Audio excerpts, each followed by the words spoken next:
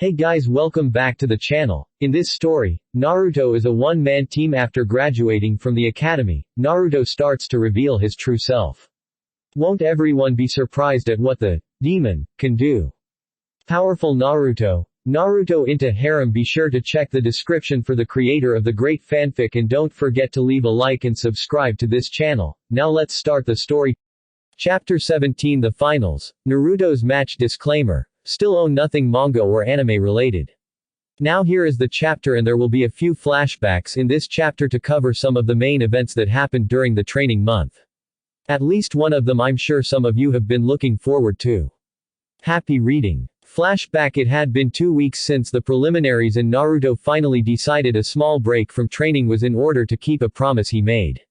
After making arrangements, he left his house that afternoon and made his way to a remote training ground where he found the one who asked him for an audience.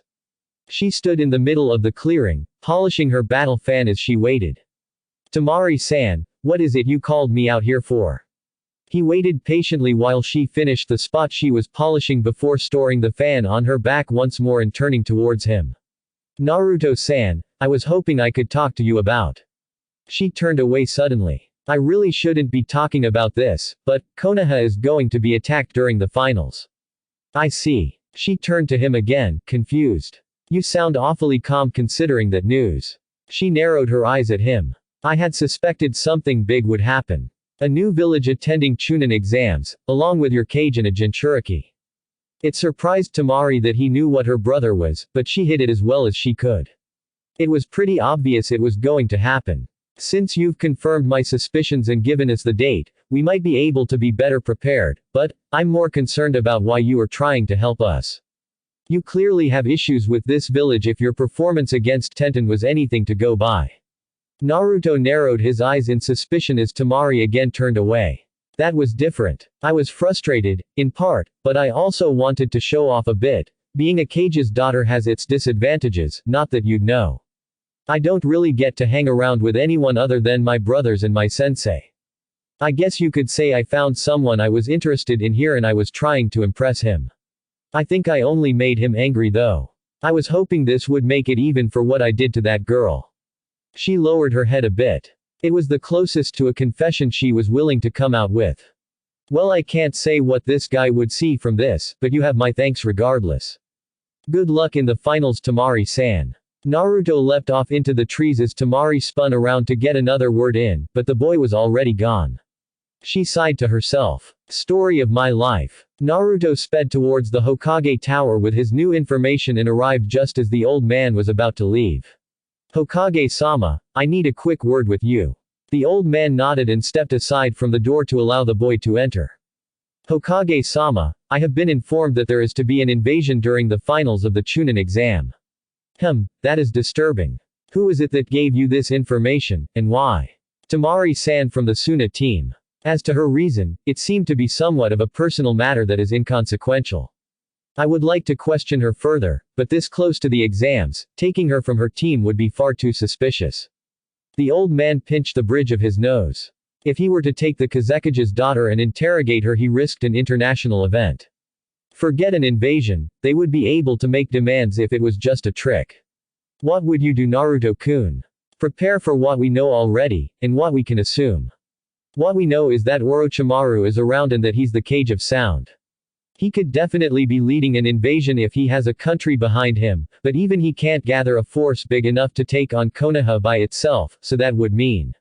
The old man picked out the information he could deduce. Suna. Naruto finished for him. Our alliance has been tight of late. It would be possible that my old student swayed them to his side. It is disturbing though to think that Kage-sama would side with such a traitor. The Hokage was disturbed by the thought. They had worked hard for the treaty with Suna, but he may have been a bit too greedy in taking missions from the Kase no Kuni daimyo. It would be that most rational reason as to why Temari-san would have known about any invasion at all. I'm certain her team has a large part to play in it. Oh. Why is that? Gaara-san is, like me. Naruto patted his stomach with one hand and watched the Kage's eyes widen in realization. End flashback *****. It was now a full month after the preliminaries and many things were going on in Konoha that got all of the citizens excited, almost enough for them to forget that they didn't have a council representing them anymore. Not that things changed much after those pompous morons were taken out of the picture. Now though they had so many more new customers and new people to talk to about upcoming events. There were issues of course with some tense relations between certain countries, but all in all it was just like a big festival. Street side stalls sold treats and had games to play, while adults walked around and took in the sights. In the shadows however, preparations were taking place. The Hokage had spread news of the possible attack to those that remained on the council and proposed that they take the possibility of an attack seriously as there will be far too many important people around to risk being ignorant. Thus, various ninja were busy setting up traps and ambush points, coordinating strike points or keeping evacuation routes clear. They wouldn't start that process until the attack happened though in order to keep the guys up that they were unaware. The risk to the civilians was considered acceptable in order to keep the village as a whole safe. For those that would be contending in the main events though it was an experience in and of itself. Naruto was up earlier than the others, as he had much more to prepare for. As if being in the finals for the exam wasn't enough, he also had taken it upon himself to go all out today when the attack happened. Thus he was now wearing some custom black cargo pants with numerous pockets that were quickly being filled as he shoved massive amounts of sealed supplies in them. He had enough weapons to make Tenten jealous and stacks of pre-made seal tags of all types. Explosive and smoke bombs, spools of ninja wire, soldier pills and ointments made specially by Haku and Hinata. Kin had offered to help them, but due to her lack of knowledge she was only able to bottle the concoctions up and label them.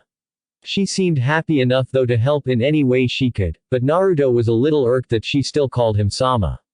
Still, he didn't get to see much of them over their month break. Ino was forced to help her parents run their flower shop while they prepared decorations for the festivities, and no one had seen hide nor hair of Tenten. It was assumed she was helping Neji train from his fight with Naruto.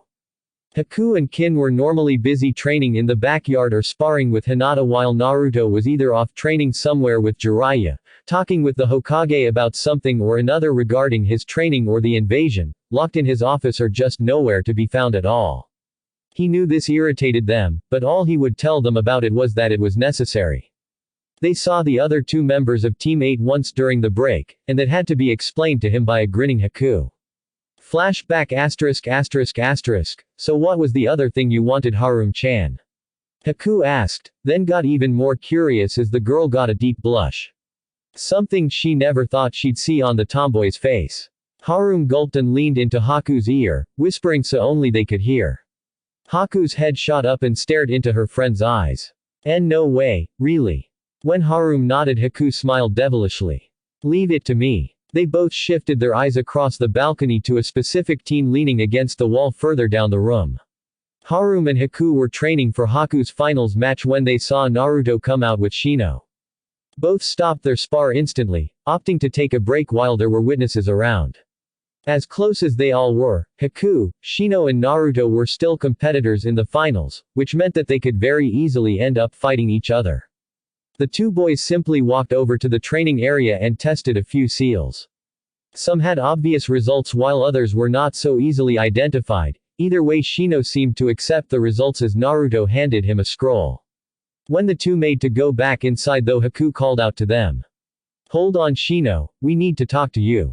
No Naruto, you can go back inside.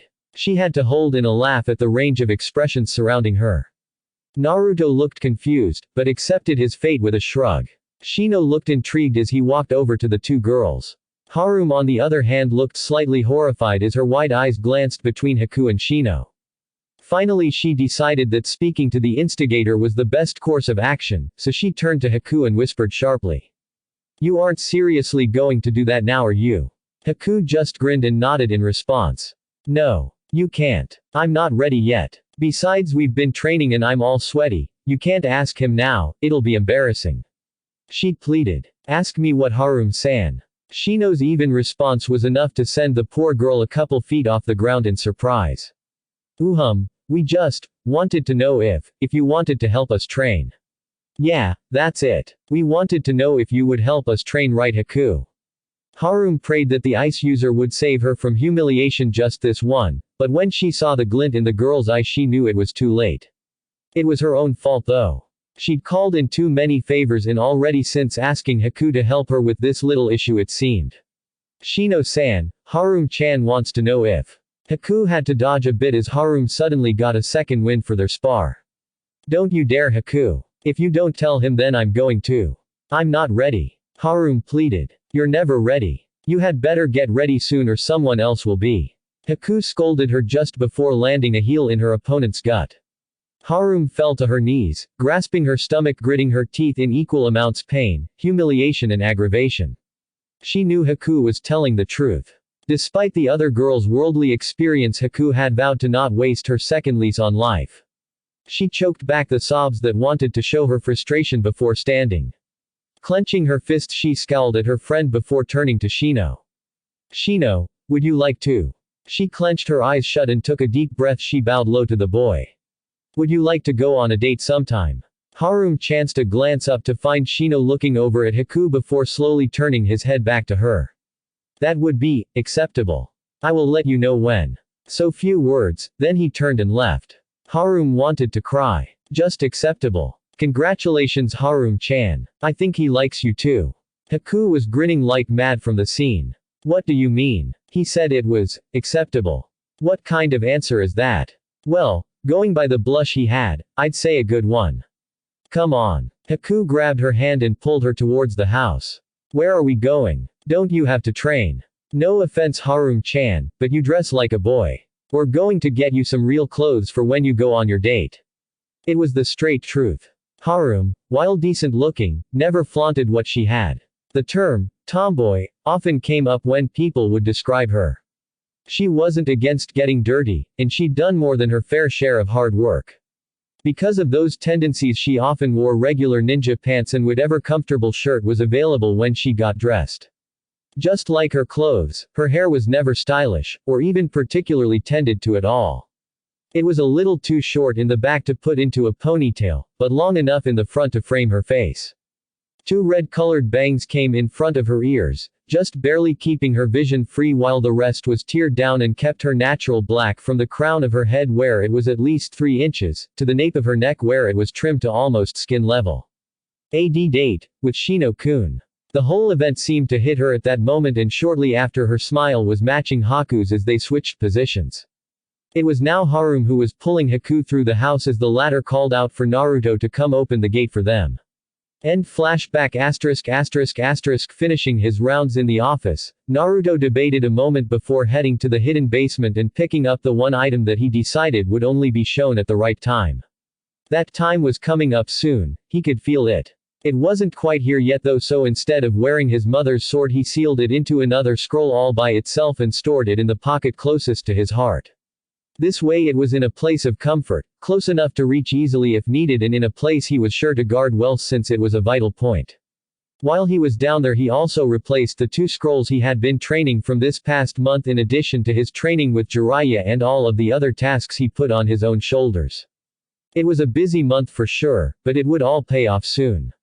Resealing the room he made his way back up and out of his office to find the girls now up and quietly eating breakfast. Good morning everyone, he said cheerily, getting groans in response from the girls who had just recently woken up. They looked at him and saw that he wasn't dressed to impress today. No, there was only one possibility for his attire.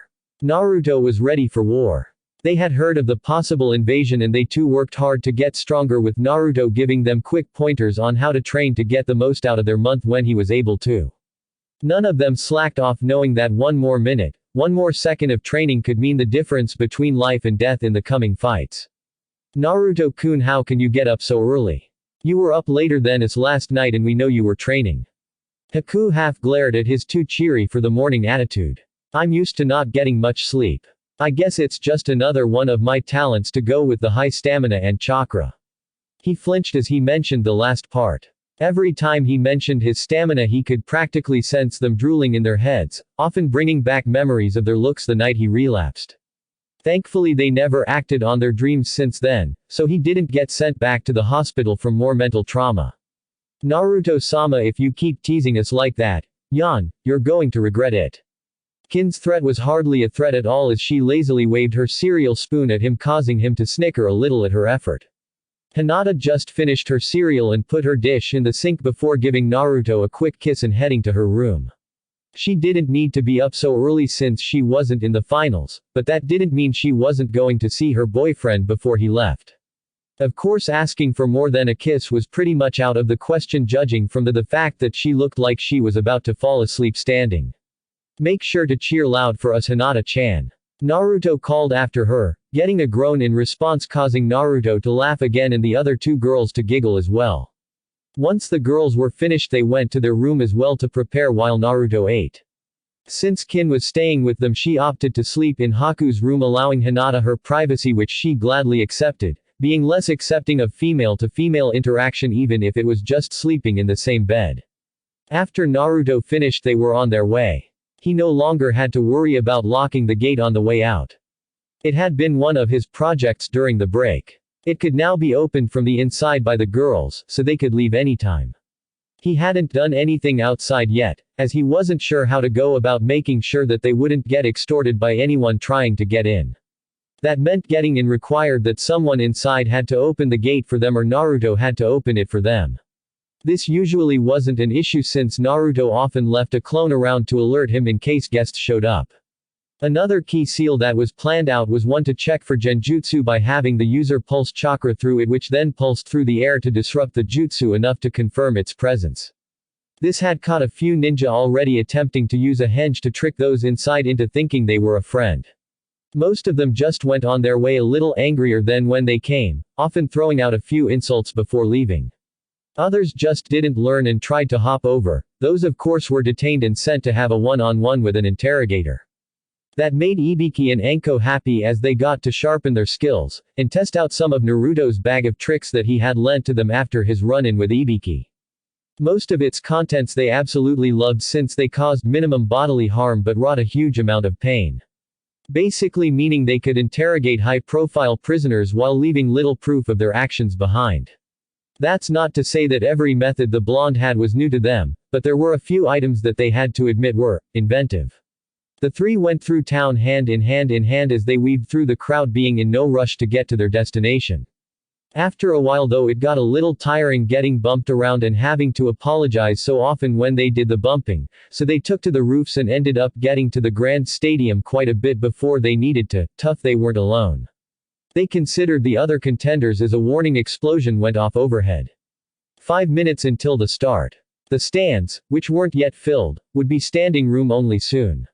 None of that really got their attention though.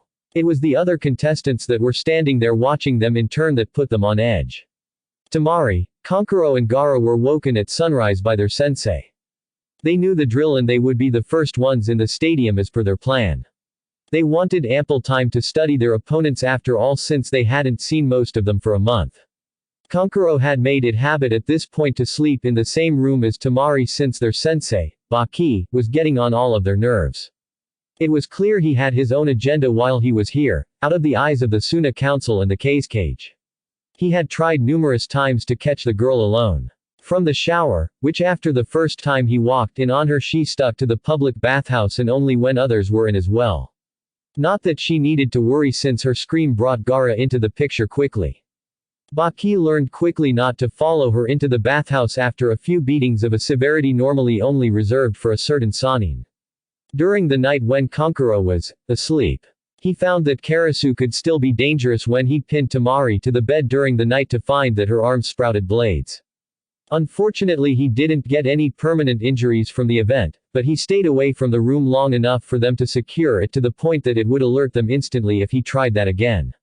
He even tried following her into the bathroom a few times, earning everything from the door slammed in his face to a mule kick to the groin. The chances he got were few and those that he did get were ruined, so he was in an understandably, if misguided, foul mood. You two go on ahead. I need to discuss something with Temari before she leaves. A little tip I found out about her opponent. A sad excuse, and he cursed when Kankuro came back in the room and sat down, obviously not buying it. Temari smiled at her sensei. Damn it, I want to talk to her alone. Forget it, you pervert. I'm not leaving you alone with my sister, you damn pedophile. Now you can either tell her this tip or let us leave. Of course there's always the other thing you have in mind, but I'm betting the Konoha Anbu would be here in seconds if I shot an explosive ball out the window. To illustrate his point, he had one of his puppet's arms wiggle out of the bindings and point towards the window. TCH. Forget the tip, you can lose to that punk for all I care. Now get out of my sight and don't forget the plan. A red-faced Baki went into his room to prepare, slamming the door behind him. Temari sighed. Thanks again, Kankuro. No problem, Nei-san. Let's go. They left the room and sped downstairs to catch up to Gaara before he had a chance to go out of control in the crowd. He had been a bit more unstable since the preliminaries and they didn't want him to get too far out of their sights. Kankuro leaned over to his brother a bit. Just remember the plan, Gaara. Once the attack starts you can have all the blood you want.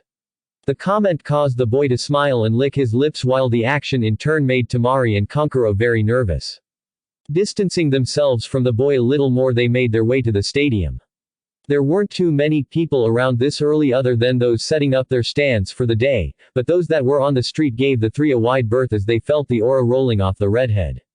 As they expected, they were the first to arrive, so they simply took up places around the waiting room. Sakura never went to sleep the night before. It wasn't because she was nervous, well, she was a little bit nervous because she would have to impress her Sasuke-kun, but that wasn't what kept her up. No, she stayed up to run through any possible strategy she could think of to beat her opponent.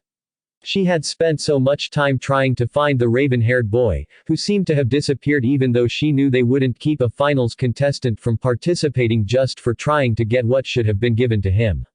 Would they? She couldn't be sure of much anymore because her main vote of confidence was also nowhere to be seen.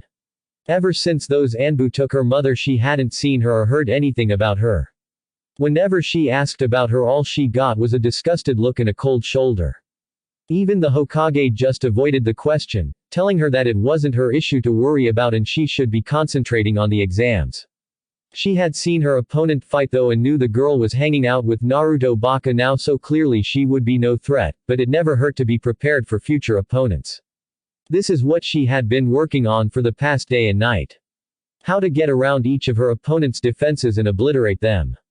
The only thing she didn't take into account were her own skills, since she spent too much time daydreaming about the Uchiha even when she was being serious. Looking at her clock, she realized it was time to show those weaklings who was superior. Grabbing her supplies, she headed out the door, not even bothering with breakfast.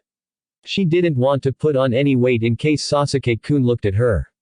It was difficult to make her way to the stadium. She was so light that the crowd easily jostled her around the street, often making her go in the opposite direction she had wanted to go. When she tried to order the people to move out of her way, most just ignored her. Others scoffed and turned away. She didn't know what their problem was, so she just did her best to get through and managed to make it to the stadium earlier than she needed to be. The only other people in the stadium when she got there were the Suna team and some of the audience. Neji showed his calm and collected exterior as he walked down the streets of Konoha. Inside though, he was furious. He had done a little research into his opponent and found out about his academy life. He tried to find more about his missions and current training, but like the rest of the ninjas' data should have been, Naruto's files were restricted. Moreover, the kid seemed to like his privacy a bit more than most would think was healthy. Even when he did emerge from his house, his destination was another restricted area. The council room, Hokage's office, or he would simply disappear around a corner and seem to vanish before Neji could catch up. He would have used his Byakugan, but during exam time its use was forbidden from him, as all training during this time was meant to be done in secret and advantages like the Byakugan used for spying were prohibited. Of course, if the target chose to train out in the open, that was their fault. The same rules would apply to the Aburame bugs, the Uchiha Sharingan, and even the Yamanaka Mind Jutsu had one made it to the finals. It was infuriating to him to know that he knew nothing about his opponent. Hinata was easy since he had grown up around her and she was well known as being the heir to the clan. Her skills were also well known, but as soon as she had left his view, that was no longer the case. Judging from her skill increase in the preliminary match, she had gained more strength in the time she was out of the compound than she had acquired over years of training inside. Then there was that style she used. Not quite Juken, but not quite different either. Logically, she shouldn't have given him such trouble. She shouldn't even have gotten up from his first strike, Hell, she shouldn't even have lasted long enough for that first strike. She was getting strong, fast, and he had no idea how other than that she was staying with that boy, but that couldn't be why. He was the dead last of his class. He had only graduated because of a fluke that no one had any knowledge of. No, she had found some way to become stronger that no one else knew of.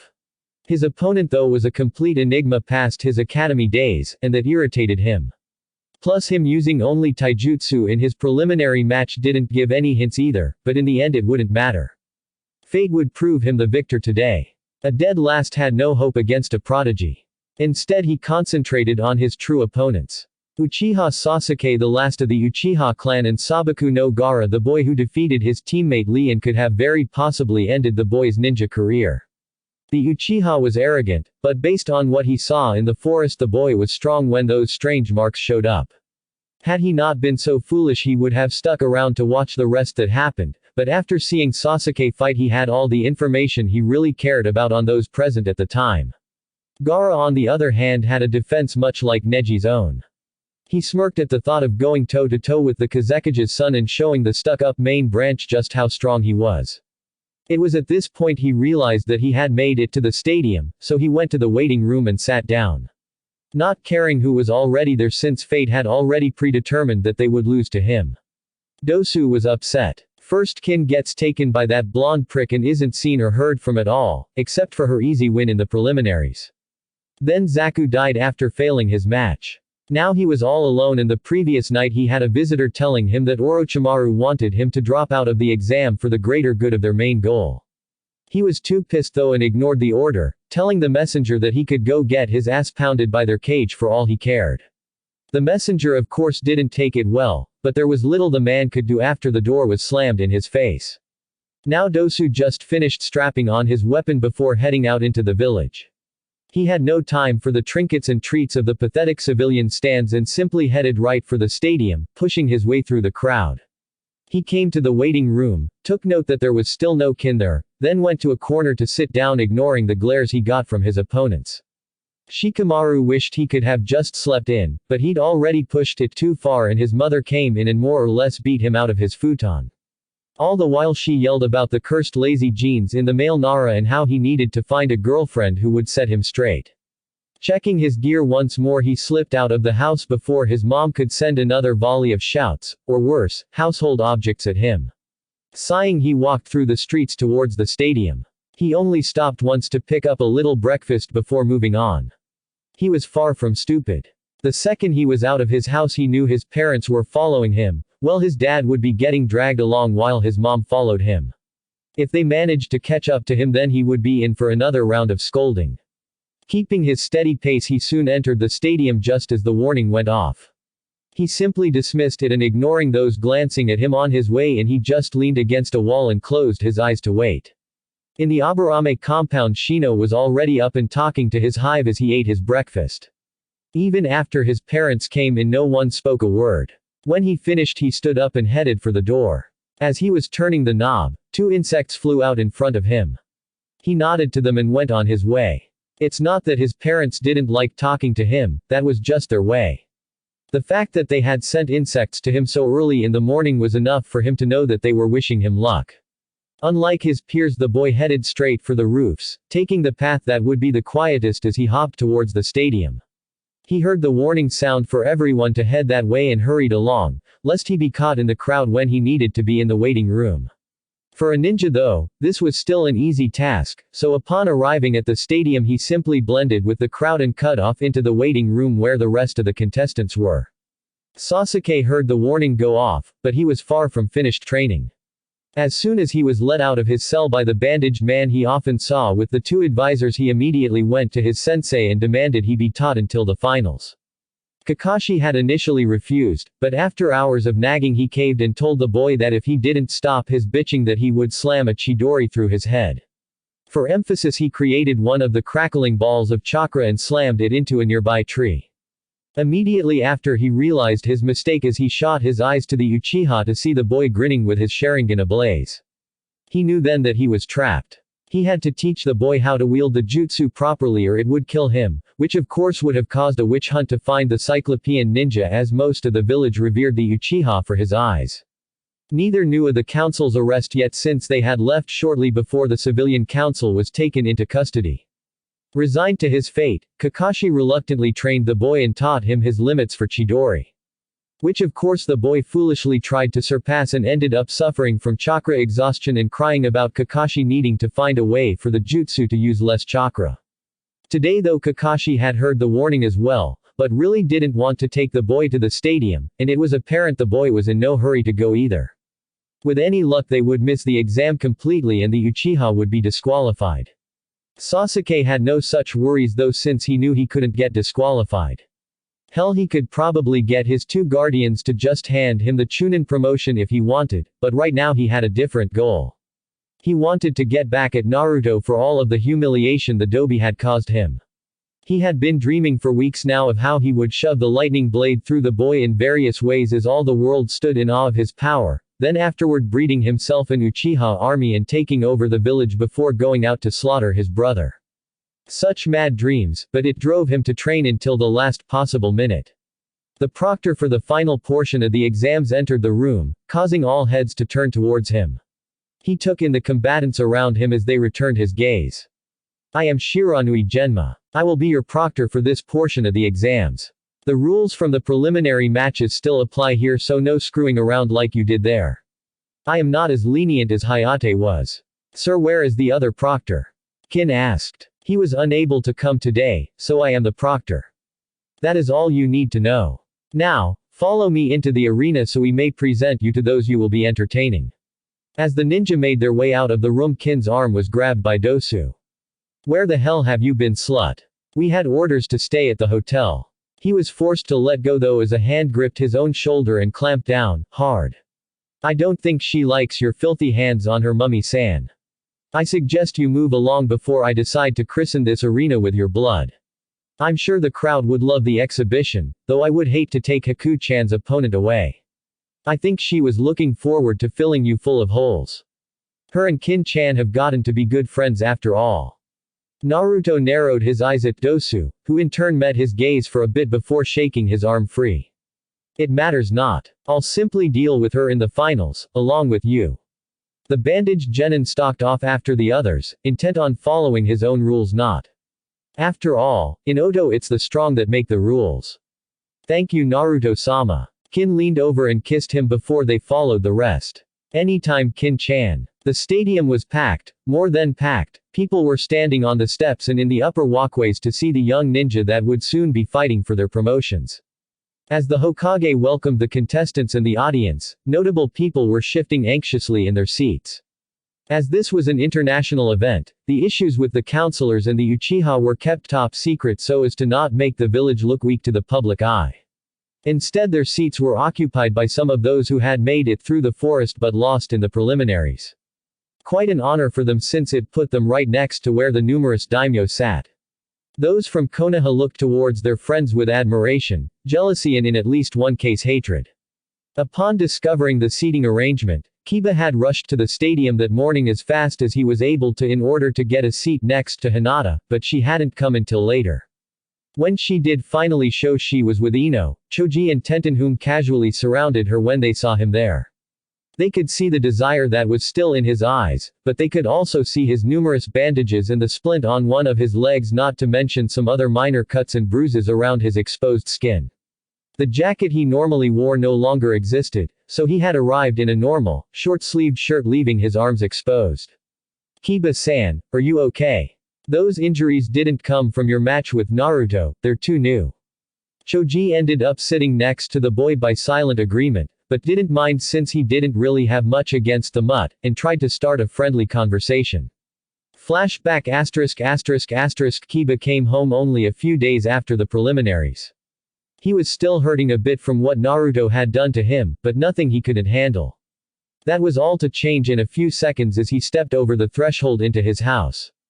Instantly he was grabbed by both arms as Akamaru was pulled out of his coat. When he went to yell at his assailants, he was met with the cold, hard stares and barred canines of his fellow clansmen. As dense as he was, it didn't take him long to figure out that his retraining was about to begin. If this rough handling wasn't enough of a sign, then the visages of his mother and sister as they appeared in the landing more than drove the point home. Bother looked dead serious as they glared down at him. Take him to his new room. Strip him and chain him up. No sooner had the command left Soom's mouth than he was hauled through the house and out to a lone building on the compound grounds. It was so sparingly used that they had a little trouble taking the lock off the door. A small testament to just how severe his actions had been. As the doors opened into the near pitch-black room, he paled for the first time since he was grabbed. Not much could scare him, but the thought of being in this place, alone, for any long period of time was horrifying. The room itself was fairly large, but to a free-roaming spirit like an Inuzuka it might as well have been a bento box. The space wasn't so the detainee could stretch their legs though. No, it was for the real action of the retraining, so those that would be administering his punishment would have room to move around. His area consisted of a 5-foot chain attached to a thick metal post that was secured from the floor to the ceiling. The floor, where he would be spending his nights, was bare, uneven rock. Hard, unforgiving granite that held a similar texture to sandpaper. Moving too much on a surface like that would no doubt leave scrapes with ease, but the large stains on its surface hinted that the rough surface would be the least of his worries. His attendants once again grabbed him tightly and hauled him over towards the post. Fighting was futile as they now had a few spectators to see his initial humiliation. As soon as he was locked into place they set about unceremoniously tearing his clothing off his body, heedless of the memories that may have been lost along with his favorite jacket. The slight chill that came with the darkness was enough to raise goosebumps on his now naked flesh, not that anyone cared. Once the men were finished they took the rags that had once been his ninja gear and strode out of the building, moving aside at the door to allow the next visitors to enter. Kiba now stood defiantly facing his mother and sister. So it begins. Was what I did really so bad to deserve this? Inuzuka Kiba, you have disgraced this clan on numerous occasions through selfish actions with only your desires in mind. He was slightly caught off guard when it was his sister that spoke instead of his mother, but quickly took a neutral expression again. This being the case, it has been decided that you are to go through retraining. As the current clan head's son you will be given no leniency until 3 days before the Chunin exam finals. At that time you will be healed until it is deemed that you are incapable defense form then released on a trial basis. Should the retraining be proven ineffective then the time will be lengthened until you are considered a capable and obedient clan member once again, or you are broken. Hana's cold tone sent shivers down the boy's spine. It was obvious that she held him fully accountable for his actions that she deemed inappropriate for a human let alone her own brother. Having said her piece, Hana took a step back in order for their mother to have the full stage. If Hana's voice sent shivers down his spine, his mother's look made it want to crawl away and hide. Soom sneered down at the boy as though he were an Iwa nin who killed her dog. Until a time when you can realize and repent for your actions, you are no longer my son. You will stay in the compound as part of the clan, but your status as a possible heir is revoked until further notice, and possible permanently. She turned on her heel and signaled the retraining to begin as more clan members stared to file into the room. Only a few would be in with him at a time, but it wouldn't matter as they had been instructed to use him as they would a training dummy. Their only restriction was to keep him alive and still able to do his ninja duties once healed. To help them accomplish the task, a medic nin was stationed with him to heal anything too serious, but was instructed to interfere only when the boy's career or life was in serious danger. As the door closed Kiba gave those about to punish him a smirk, trying to keep up his bravado. Do your worst. As if it was their signal, they did just that. Kiba's cries of pain would ring out randomly through the hours for the next few weeks as he was repeatedly beaten into submission. His howling would strengthen the resolve of many of his clansmen and serve as fuel for the adults to keep their children in line for years to come. End flashback *****. Kiba looked at Naruto once again and sneered. It's nothing. Leave me alone. He snapped back. Choji just shrugged and went back to eating his chips. Ino leaned over to Hinata and Tenten to whisper her thoughts. He still hasn't learned his lesson. My god, he's dense. Almost as dense as that bitch Sakura. Whom, by the way, is going to get her ass completely handed to her. The three shared to chuckle, making Kiba glare at them, but that just made them laugh harder. The foreign ninja from the preliminaries that decided to stick around just looked at them with some confusion, but brushed it off. The Hokage was finishing his speech and had exchanged a few brief words with the Kage, who was sharing the cage box with him, as Genma re-explained the rules just in case someone wasn't listening, as well as showing those gathered that they had indeed been informed. Nay, Shiranui-san. Sasuke-kun isn't here yet. Shouldn't we wait until he arrives? Sakura asked the proctor. No, he still has some time left until his match, though showing up a little late will hurt his overall results. If he is too late for his match, then he will be disqualified. The man said as he swished a Senbon around in his mouth. Sakura looked horrified. You can't do that to Sasuke-kun. He is the best ninja here. You have to make him a chunin. Which of you weaklings was his opponent again? Oh yeah, you. The Suna guy. If Sasuke-kun doesn't come by your match time, you have to forfeit. Gaara just looked at her, then looked away. Oh, okay, anyway, the first match will be Uzumaki Naruto against Hyuga Neji. Everyone else go wait in the contenders area until your match is up. Those two I called stay here and we'll get this show on the road. The three waited until everyone was safely off the field, then Genma looked toward the Hokage booth and, after receiving a nod, knew it was time to begin. Uzumaki Naruto, are you ready? Hyuga Neji, are you ready? Each boy nodded in turn as they stood staring each other down. Begin. As Genma jumped away, the crowd cheered and the first match of the finals was underway. Uzumaki Naruto, you were the dead last of your class. Every aspect of your ninja career has been hidden and you seem to not even want to leave your house. Are you afraid, Uzumaki? You should be. Fate has already determined that I will defeat you just like I defeated that disgrace, Hinata.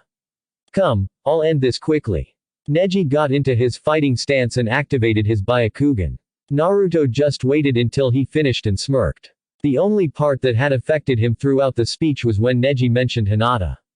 Hyuga Neji, prodigy of the Hyuga cadet branch family.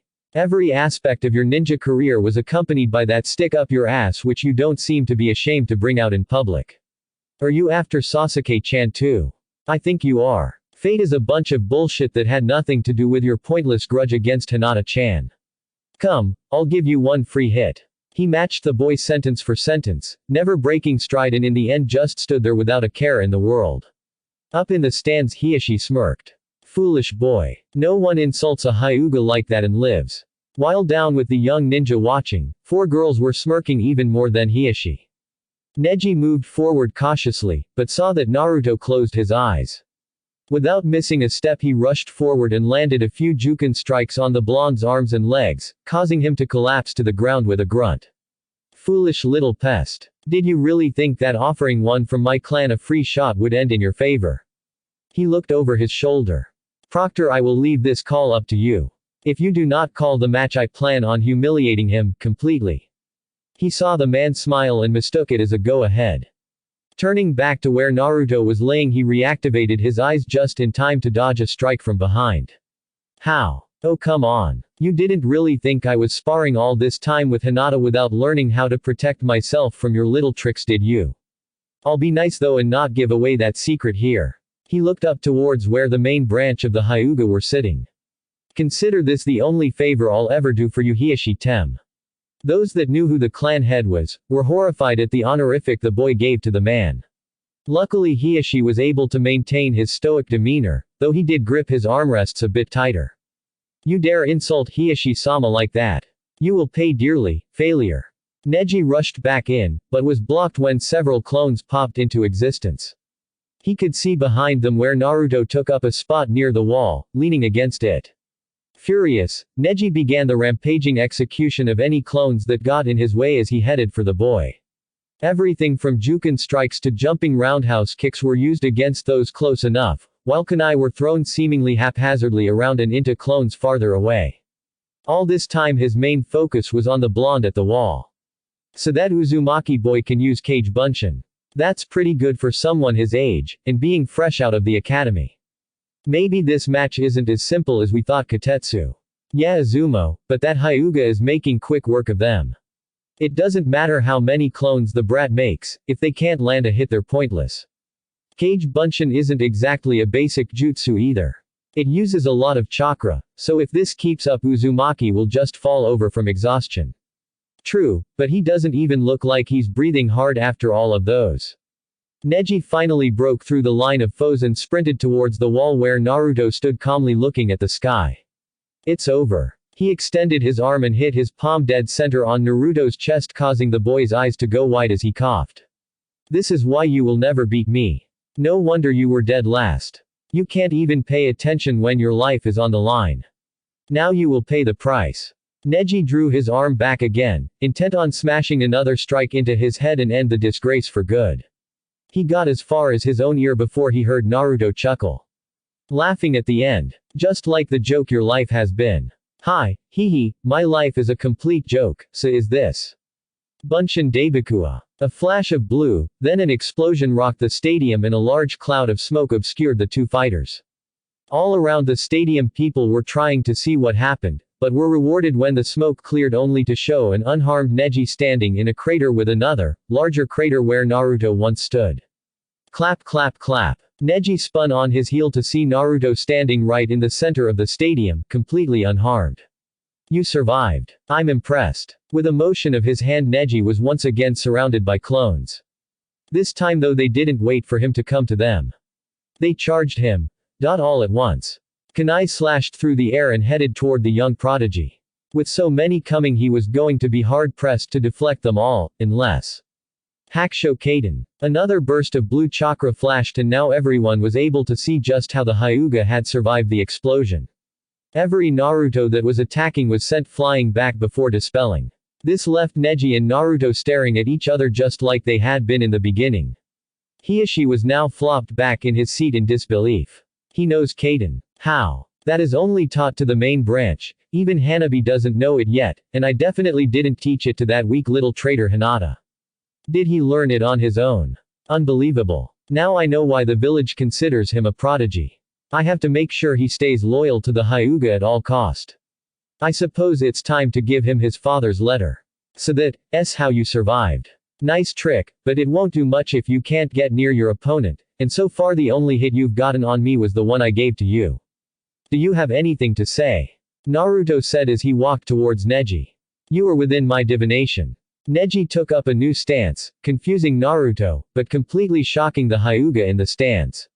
Not possible. Hiashi whispered, confusing his youngest, and now only, daughter. Hinata was also wide-eyed that her cousin knew such a technique, and when asked what was going on she suddenly began to cry a little. No. Naruto-kun. Hake Rokujuyan show. Before Naruto could react, Neji was in his guard and pounding away at his body. A sadistic grin crossed his face as each hit connected, proving that this was no mere bunshin. When the beating was finished, Naruto was shot backwards from the force of the final strikes. Once more Neji turned to the proctor, but this time kept his Byakugan active to ensure Naruto wouldn't get up. Examiner, it's over. Genma looked from the boy to his downed opponent and smiled again. Struggling, Naruto hoisted himself to a sitting position. What? You're running away. This was just starting to get fun. With a bit more difficulty he rose to his feet, swaying a little from the strain and spitting some blood out of his mouth. You should have stayed down, Uzumaki. Examiner, I plan to kill him. Stop me when you wish. Neji's veins thickened as he pumped more chakra to his eyes in his anger. Blah, blah, blah. You talk as though you're actually going to beat me. Don't waste my time. All of your tenketsu are closed. You have no more access to your chakra in order to fight with. I don't. Naruto started making hand signs, which would have made Neji nervous if he wasn't able to see that there was no chakra response. As Naruto tried to activate the jutsu, nothing happened. He wiggled his hand a little, acting like something might slip out if he tried to force it. Huh, what do ya know, you were right. Well, that could be a problem. You see, it is hopeless. We are all bound by a fate that we have no control over. Your fate is to lose to me. Well, I'll just have to change that fate then. It doesn't seem to go well with my plans. Naruto relied casually. Change fate. Neji scoffed. As if such a thing were possible. You don't know what you are talking about because you've never had to care about such a thing. Those of us that have proof of fate, know better. Neji removed his Hittite and showed off the seal on his forehead. Ah, the infamous caged bird seal. Yeah, I hear it has all kinds of nasty little tricks in it. Like how the head family can torture you or kill you just by activating that seal. Man, that must suck to live every day of your life wondering if the family you serve might decide you did something wrong and hurt you for it. Of course, I'm sure they'd only kill you if you did something really wrong. So sad. Tough luck, get over it.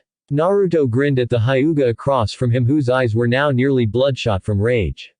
As if you're the only one in the world with such a burden. Maybe if you looked outside your own ego you'd see that others are suffering too, sometimes from fates far worse. You know what they do. They get on with their lives. Naruto got into a fighting stance and it looked to the crowd like he was trying to mold chakra again. Inside Naruto's head he knew he was in a tight spot. The only way he could open his tenketsu before was from channeling chakra from a different part of his body to the damaged area. With no access to chakra at all it would be impossible. That was when he remembered one of the things Jiraiya had made him learn to do. Delving deep inside his subconscious he contacted the only help he could. Fox, if you can still hear me, I could use a little help out here. Why do you try so hard? I already told you that is pointless. Your tenketsu are dead and won't open for another. His words died in his mouth and he watched as a new chakra seemed to begin to spin in Naruto's gut. The reddish chakra began to spread throughout Naruto's system and it didn't take a genius or a prodigy to see that the tenketsu were popping back open. Because, you hurt one of my precious people, and you called me a failure. With a burst of orange, chakra exploded from Naruto but quickly regressed back into him. With a little help I can open up my tenketsu again, and now that that's done. Naruto drew his katana causing a few cries from the stands, some of which came from the preliminary eliminations area.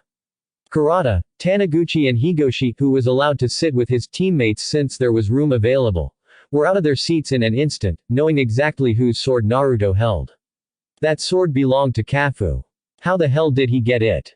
Kiba answered reluctantly, since he heard the most about it. He killed some Kiri missing nin on his way to a mission. He may have been willing to give away that Naruto killed the guy, but he'd be damned if he was going to say that it was on the way to help Team 7. And no way, Kafu was a Jonin, no genin could beat him. Kurata looked back at the blonde holding the black blade. Kafu was good enough to be in the 7 swordsmen, and make them 8. The only reason he wasn't was because they tried to overthrow the Mizukage before he could join their ranks. That sword is one of the strongest I know of, and is actually the exact opposite of one of the swords of another of the swordsmen. If he finds out how to use that thing he's going to be a force to be reckoned with. Kurata said before the 3 Kiri nin looked at each other and nodded. In a flash they were gone from the booth and out in the stadium. Stop right there you 3. Genma called, but they just headed straight for their target. Unfortunately they were only able to get about as close as Neji before they were heard and Naruto changed his facing to put all of them within his view. Oh, hello. Can I help you? Naruto looked genuinely surprised to see them there. We've come to reclaim the rightful property of Kurigakure no Sato. Give us that blade or we will be forced to take it via any means necessary. They begun to advance when 4 Anbu dropped down and surrounded Naruto, facing away from him. A bit of an unusual situation for him, all things considered. Naruto looked up to the cage's box and saw the Hokage shouting something at his attendant who nodded and started barking orders into his headset. It kind of irritated him though. Nay. Anbu-san. I kind of have a match going on right now, so could you please leave? He tried to be as polite as he could. Uzumaki-san, Hokage-sama has ordered us to keep you safe from this attack. Ninja of Kiri, go back to the stands or we will be forced to detain you all. It is in direct violation of the rules of the exam for anyone to be on the field except for the competitors and the proctor. The Anbu leader watched as the 3 Kiri nin seemed to be weighing their options. Nay, Anbu-san. Naruto walked right up beside the man with his hands casually behind his head. Aren't you violating that rule by being here too? He looked up to the Hokage with a smile and a wink, then watched as the old man hesitated before speaking to his attendant again, who in turn looked shocked and tried to argue but at a stern look from Sarutobi relayed his orders. The Anbu on the field shot their heads up to the man who in turn nodded. Glancing once more at the Kiri nin, then to Naruto the head Anbu sighed. Very well Uzumaki-san. Then in a softer whisper that he thought the boy couldn't hear, you're going to regret this when you're all diced up demon. Oh you don't have to be so worried about me Anbu-san. Now scurry home. Naruto made shooing motions, once again shocking the crowd at his lack of respect. The lead Anbu glared at him, but shunshined away before he did something he would regret, forcing his team to follow his lead. Now where were we? Oh yeah, sorry to keep you waiting Neji-san, but now we can get serious. He got into a fighting stance. You plan to fight all of us. You're very brave Naruto-san. Stupid, but brave. Now, Taniguchi-san was it. No need for insults. I'm just trying to make the fight a bit more fair. You three are on Neji's team, so feel free to attack me as you please. 4 genin against me should balance the scales a bit more. The three didn't need any more of an invitation as they sped in. Neji on the other hand was a bit confused, but decided to wait it out. Either way seemed like a win-win situation to him, so he just moved away from the fight and began to recover his strength. The first to reach Naruto was Taniguchi, who attempted to go for a leg sweep, which Naruto just jumped over, then to a rising kick to Naruto's chin. Again Naruto just dodged out of the way before throwing out a taunt. Is that the best you've got? He slashed his sword over his shoulder just in time to hear the telltale clang of metal on metal. He turned his head just enough to look into Higoshi's eyes. If you aren't silent enough, then anyone can stop you. He quickly jumped out of the way with the 2 nin following suit as 3 balls of water splashed down where he had once been. Attacking while I'm occupied, now that's more like it. There's only one problem though, you forgot what I can do. In an instant there were 3 more Narutos. Each facing one of the ninja. Ha! These will be easily defeated. Come on guys, let's blow through M. Kurata began another jutsu while their 2 close combat specialists readied their weapons and charged in. Noise and pain was all they got for their hard work. Despite the fact that they were only up against clones, they miscalculated Naruto's strength. Unlike them, he had made it to the finals, hardly breaking a sweat to do so considering how much he limited himself in his match against Kiba. Meanwhile they got sent packing in the preliminaries easily, one of them not even strong enough to be in those fights. Taniguchi was the first casualty as he flew right past Kurata faster than he had ran in. It surprised her enough to throw her off balance and miss with her new volley of water orbs, which gave the clone she fought plenty of time to use her own jutsu against her. Sweden. Teppadama. The orbs hit her dead on and she joined her teammate on the ground. Higoshi growled. You're going to pay for that, bastard. He whipped out a pair of tonfa and rushed in. Out of the 3 this was the only one that Naruto wasn't sure about, so he just readied his sword and stood waiting for whatever came. A blur of steel on steel ensued as the 2 exchanged blows. Unlike his teammates, Higoshi was actually rather good with his specialty. He began to push the clone back with his ferocious strike, getting excited that he was winning. Perhaps if you knew how to use that sword you would be able to beat me. The clone looked at him like he was stupid. I'm just a clone dumbass. That means this sword is a clone too. Even if I did know how to use it, that would be pointless information since its traits aren't copied. All it is with me is a piece of sharp metal. The traps that the boss set up though are another story. By the time Higoshi realized what the clone said, it was too late. With one more step a net shot out of the ground and wrapped itself tightly around him. And that is why you are a dumbass, dumbass. The clone kicked the tonfa away from Higoshi and dragged him over to his now bound teammates. Just sit around for a bit. Maybe you'll learn something. With that the clone dispelled itself along with the other 2. At the sound of the clones dispersing, Neji looked up to find Naruto standing, once again, in the middle of the stadium. He walked up to the boy who seemed to be meditating without a care in the world. Activating his Byakugan, he confirmed that Naruto's chakra was indeed in a state of rest. Neji, if you're going to stare so hard, people are going to start wondering about you. Neji jumped back into his fighting stance. So you were just playing possum? No, I just thought a little relaxation would help. I actually fell asleep for a second there, but my clone's dispelling woke me up. Those Kiri nin were kind of weak, huh? Naruto stood and started going through some hand signs as some growling was heard from his bound captives. Sorry loser, but you won't be able to do that. Once again you are within my divination. Hake Rokujuyan Sho. Neji smirked, but it faded as he saw Naruto complete his jutsu. Necessity overcame thought though and he dashed forward. Sorry Neji-san, but that won't work a second time, Tenrai Kagami. Naruto calmly settled into the same stance as Neji and to everyone's amazement, and Hiyoshi's utter fury, began to do the exact same moves as Neji. Palm for palm, poke for poke, every strike was cancelled out by an equal force meeting it. The most infuriating part of it all for Neji was that the entire time Naruto's eyes were shut.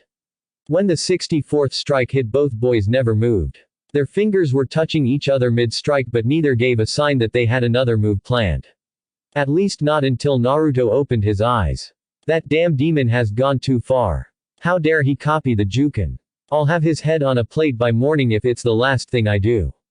The poor armrests of Hiashi's chair were now little more than splinters from his powerful grip.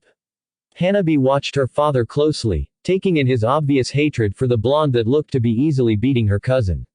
He's stronger than Ni-san. Sorry Neji, your attack will not work on me.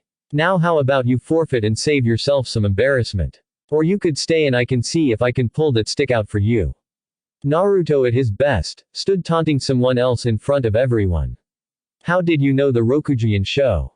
That is a Hyuga main branch technique. Neji was seething almost as much as Hiashi, though for a very different reason. His hatred stemmed from being so easily handled by someone he thought was a talentless runt. Hiashi-sama will have you executed for stealing clan secrets. Naruto took a step back in mock shock. I would never. Before Neji could call him a liar, he was right back in the game. That jutsu I used is one of a kind. My own little creation. I'll give you a little tip on it though, it's best if used against only one opponent, and only if I have more chakra than them. He grinned at the Hyuga. Now let's end this. Naruto readied his sword and rushed in while Neji hurriedly pulled a kunai out of his pouch. Don't worry Neji, when I become powerful enough I'll wipe that seal of yours away, just like Hinata-chan wanted to do when she became clan head. A simple statement, but the shock from it was evident. Neji froze on the spot. Hinata wanted to free us. He came back to reality though when Genma called out. Winner Uzumaki Naruto. Neji stood there now with a blade lined up at his throat and Naruto now behind him. He looked over his shoulder with hatred in his eyes at the blonde. You tricked me. No, I never once lied. Hinata did want to remove the seals. She wanted one big happy family, not one of half-slaves. It hurt her every time her father made her use one of the cadet branch members for anything. Why do you think she learned to do most of her own chores herself? Neji couldn't deny that. It was well known among the cadet branch members that Hinata was the only main branch member that would do her own cooking and cleaning at times. She would never let one of them dress her unless it was for a very formal occasion and the dress was something she couldn't physically do herself.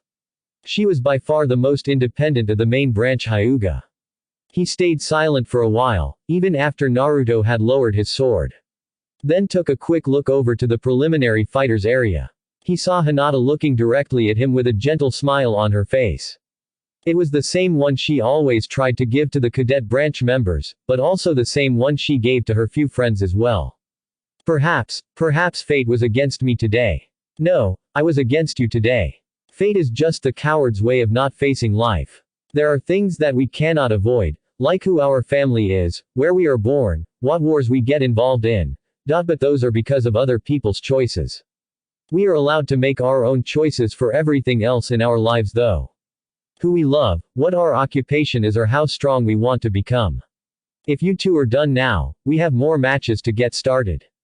Genma said casually, though internally he was more than impressed with the blonde's actions. He showed strength, speed, intelligence and knowledge of his own strengths and weaknesses.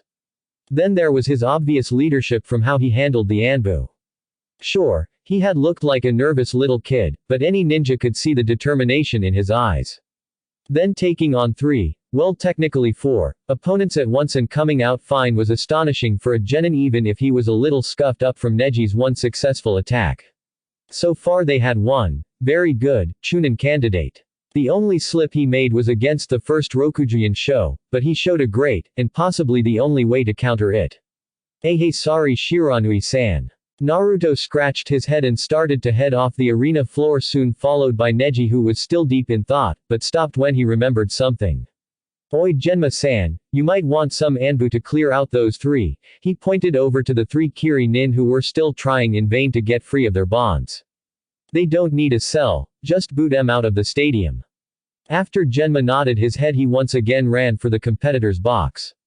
As soon as they entered the box, Naruto was glomped by 2 people.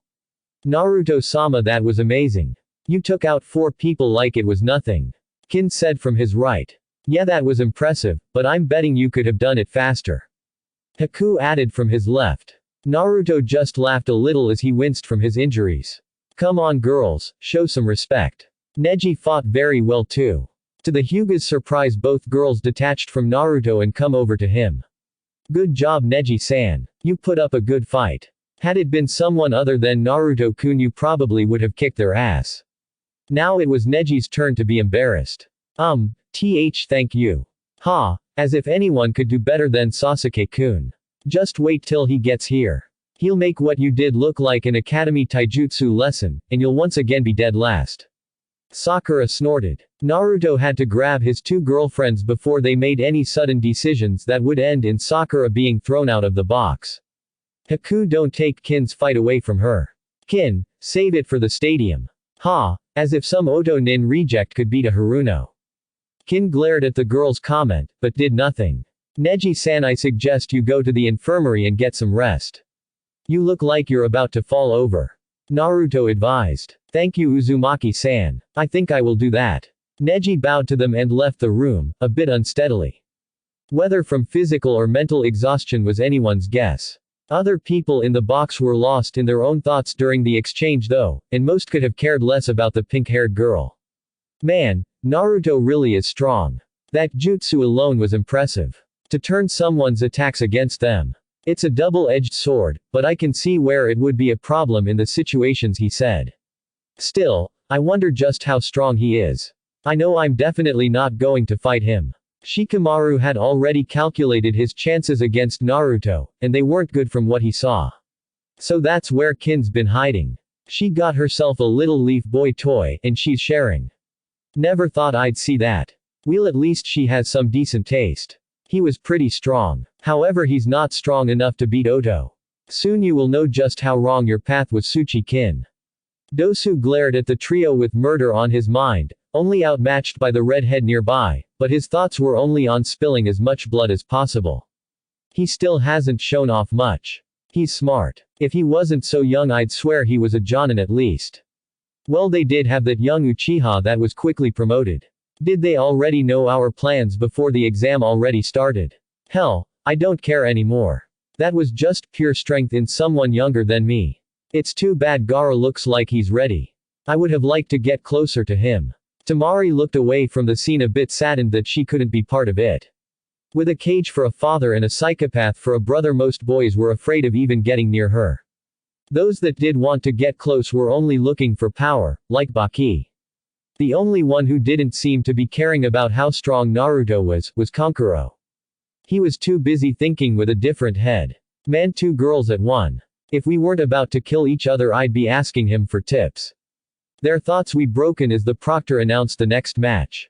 Haruno Sakura vs Tsuchi-kin. Ha, this should be easy. Let's go slut. I don't want to be out there too long. I need to be here when Sasuke-kun arrives. Don't worry Pinky. When I'm through with you, I'm sure he'll be more than happy to visit you, in the hospital. Both girls glared at each other before heading down to the stadium floor. Kin stole one last look at Naruto and received a nod in return. Her grin instantly went ear to ear. Oh, I am so going to enjoy this. I know some people are going to say that Naruto was overpowered in his fight, but consider this, Naruto's clones beat 3 people who couldn't make it to the finals with tricks that no one had seen him use before. The last one even had to use a trap that the real Naruto planted in order to win.